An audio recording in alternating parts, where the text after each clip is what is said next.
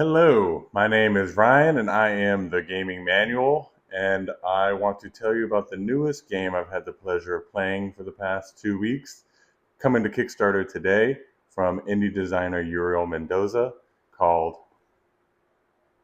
Emporio. So I'll basically go over what's in the box and a basic overview of how to play. Keep in mind this is all prototype. I'm sure pretty much a lot of things will change. First off, Emporio, leather bound, not really, but a nice leather bound box. Next is the leather bound manual. Could be subject to change. Pretty thorough manual gaming guide here. Next we have the meat and potatoes, the board. Right here you can see this is the main strategic area, west, north, south.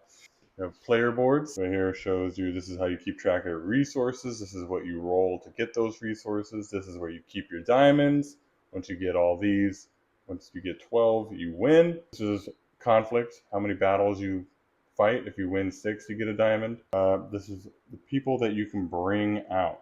We got builder, soldier, archer, knight, catapult, resources you need in order to bring them out, their movement, their attack power, all self-explanatory. These are your buildings, or over here, military center, market, capital. Your actions, your main actions. Hustles, how you get resources. Conquer is how you move across the board. Prosper, make trades, make buildings, and stuff like that. Next, we got resources. Let's see. Here we go, look at these. There's a lot of resources, one for each type.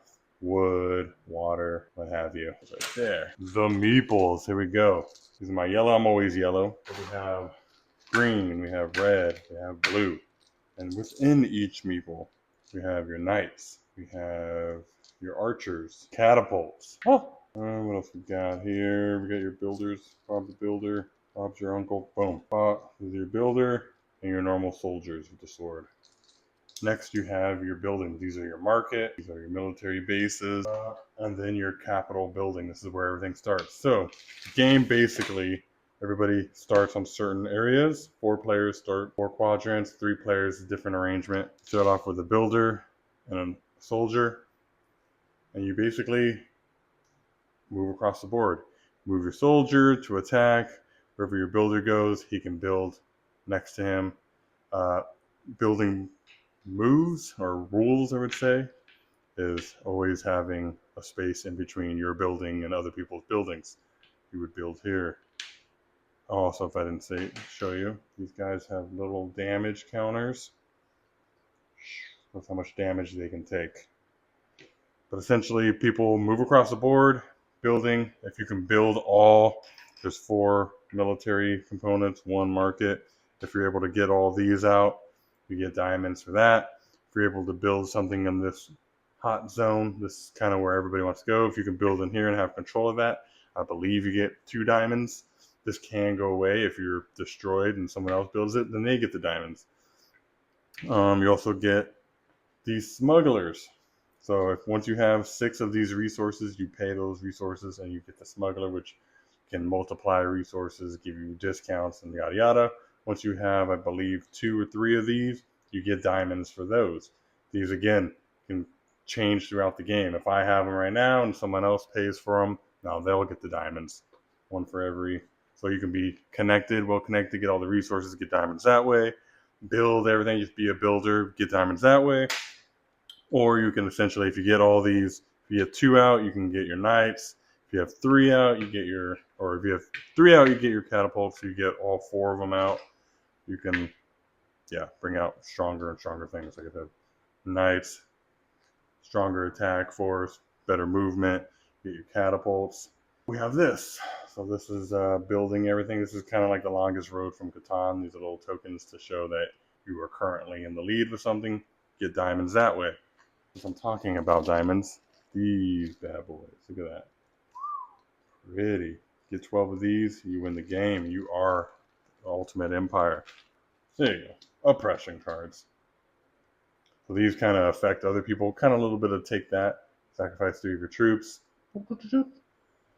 Single use. Progress is kind of good for you. Single use or continuous through the whole game. Regenerate 5 damage points on your building. So that kind of gives you other options, another tactic. So we got this nice little bag of fire tokens. Damage. Basically, you attack someone, put it in there like that. Fill it up, building's destroyed. You can make the person who attacks you put it in. Otherwise, if they don't want to put it in, you don't take any damage. But yeah, like I said, putting these out, you're expanding your empire, you're moving people across the board, you're taking control of certain places, you're building out your markets, building out your military, and you want to get 12 diamonds. You don't essentially, like I said, you don't have to kill other people, just other ways to get the diamonds. You get the diamonds first, you win, and that is the basic Emporio. A few things that I like about Emporio is the brute force tactic. I'm always attack, attack, attack. That's how I'm winning. So I like that this is a viable option. Options that you can recruit smugglers. You can be a well-connected king and get diamonds from that. I do like the kind of Catan longest road. Some gripes, complaints. The board color is very brown. The board box brown, manual brown. So table presence until you get all the components out there and get those colors out, the yellow, the blues, the greens. It's very mundane looking. Second thing, it can slow down because you're only allowed to do one main action. Sometimes depending on the oppression cards, you can do multiple actions, but it's really, if you're trying to set up a combo, you have to hope no one knows what you're doing because you do one turn and then you wait for it to come back around. Depending on the player count, depending on the players, if you're playing with some veteran players, you can kind of like Scythe, hey, my action is basically done. Let me do some cleanup while you take your next move.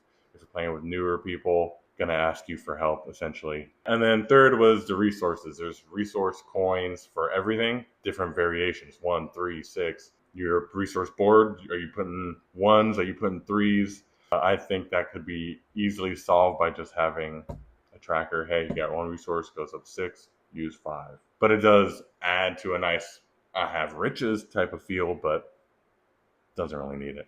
It is on Kickstarter today. And yeah, go check it out. And thank you for watching my stuff.